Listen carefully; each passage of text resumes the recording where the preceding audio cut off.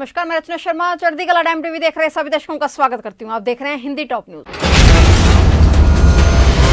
नए कृषि कानूनों के खिलाफ किसानों का प्रदर्शन 20वें दिन में पहुंच गया है। दिल्ली एनसीआर में पारा लगातार गिरता जा रहा है, लेकिन किसानों की मांगों पर गतिरोध बढ़ता ही जा रहा है। सरकार किसानों के साथ आमने सामने से बात तो कर ही रही है, प्रदर्शनकारी किसानों को मनाने के लिए बैकडोर चैनल से भी बात की जा रही है, लेकिन सिंगू, टिकरी और गाजीपुर पर डटे किसान नए कानूनों को रद्द करने से कम पर राजी नहीं है। अपनी मांगों के समर्थन में सोमवार को किसानों ने भूख हड़ताल भी की।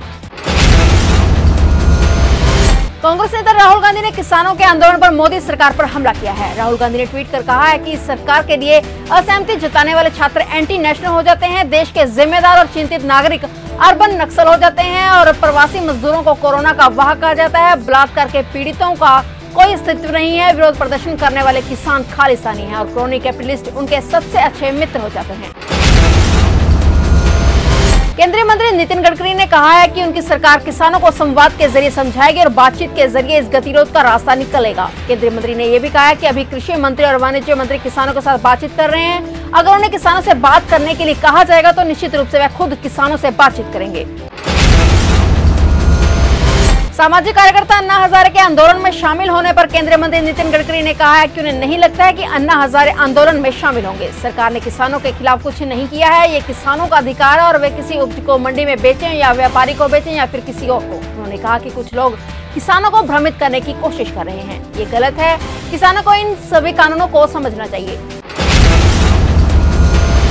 केंद्रीय सड़क परिवहन मंत्री नितिन गडकरी ने किसानों से कहा है कि उन्हें यह समझना चाहिए कि सरकार उनके साथ किसी तरह की नाइंसाफी नहीं होने देगी। नितिन गडकरी ने किसानों को प्रस्ताव दिया वे सरकार के साथ आएं और इन कानूनों पर बात करें। उन्होंने कहा कि उनकी सरकार किसानों के कल्याण के लिए समर्पित है और यदि किसान कृषि कानूनों को लेकर कोई सुझाव देते हैं तो सरकार उसे मानने को भी तैयार है।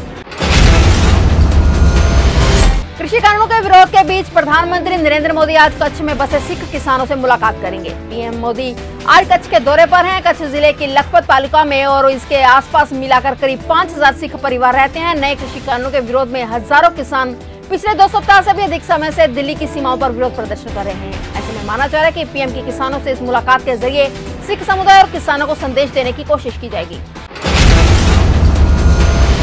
देश के पहले गृह मंत्री, उप प्रधानमंत्री और लौह पुरुष के नाम से विख्यात सरदार वल्लभ भाई पटेल की आज यानी 15 दिसंबर को पुण्यतिथि है। उनका जन्म 31 अक्टूबर 1875 में गुजरात में हुआ था और 15 दिसंबर 1950 में उनका निधन हुआ था। उनकी पुण्यतिथि के दिन मंगलवार को पूरा देश उन्हें याद कर रहा है।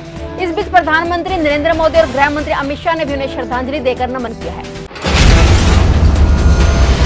उत्तर प्रदेश सरकार 31 मार्च तक पंचायत चुनाव करा लेने की तैयारी में जुटी है। अधिकारियों के साथ अपनी मीटिंग में सीएम योगी आदित्यनाथ ने चुनाव कराने को लेकर निर्देश जारी किए हैं। मुख्यमंत्री के निर्देश के बाद पंचायती राज विभाग में हलचल तेज हो गई है और अभी वोटर लिस्ट फाइनल करने का काम चल रहा है। उत्तर प्रदेश में ग्राम पंचायतों का कार्यकाल 25 दिसंबर को समाप्त हो रहा है और उसी दिन आधी रात से सभी ग्राम पंचायतें भंग हो जाएंगी।